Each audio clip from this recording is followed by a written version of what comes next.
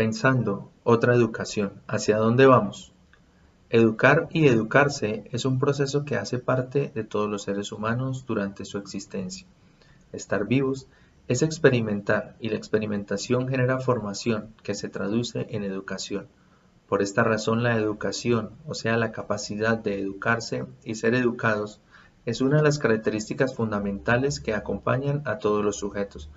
Partiendo de ahí, es importante preguntarnos, ¿para qué educar? ¿Cómo educar? Por mucho tiempo la educación partió de una premisa: los seres humanos, y específicamente los niños, eran cuerpos y almas que llegaban al mundo vacíos, sin nadie quien los orientara. Y era la tarea de los adultos, por medio de los docentes, entregarles la información necesaria para que pudieran habitar la sociedad. De esta manera los niños y las niñas eran siempre receptores constantes de información, razón por la que se les debía entregar la más adecuada, la más limpia y la más moralmente correcta. La educación desde esa perspectiva se ha convertido en un sistema que transformaba un cúmulo de reglas y de información desde los adultos que la poseían hacia los niños y las niñas que carecían de ella.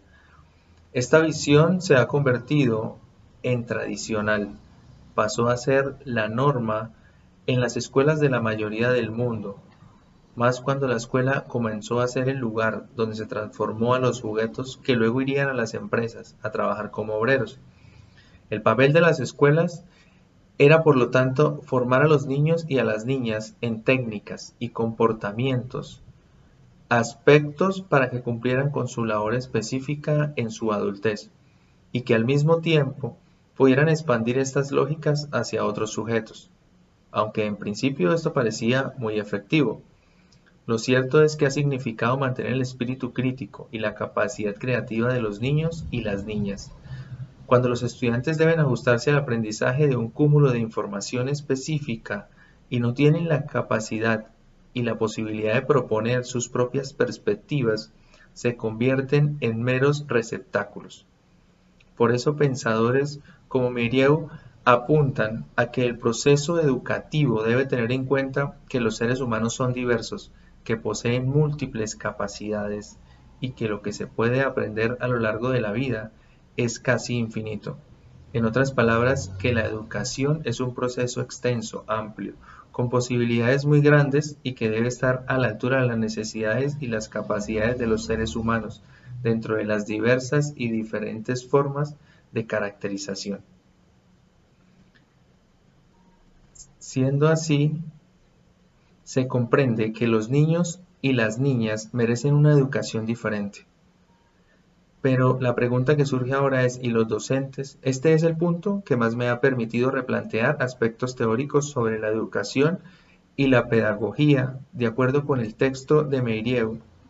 El papel del docente debe ser como guía, que permite que los estudiantes se desarrollen, pero teniendo en cuenta su mismo proceso de crecimiento biológico y social.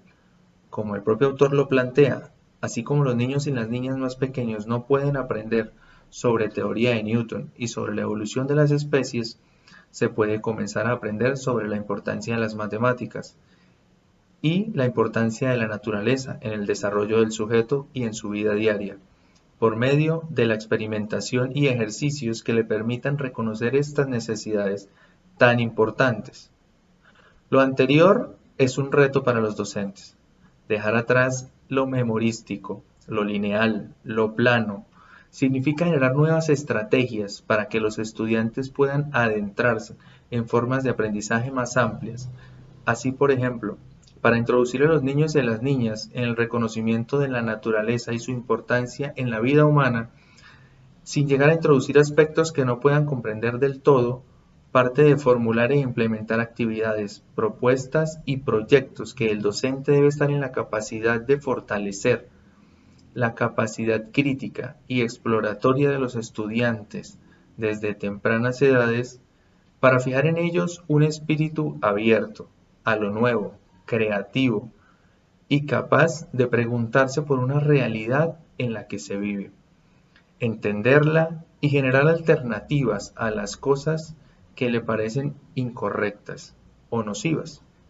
Este aspecto, el cambio de perspectiva, es sin lugar a duda un incentivo importante para fortalecer mi práctica profesional dentro de la docencia. De todas maneras, también es importante volver a preguntarnos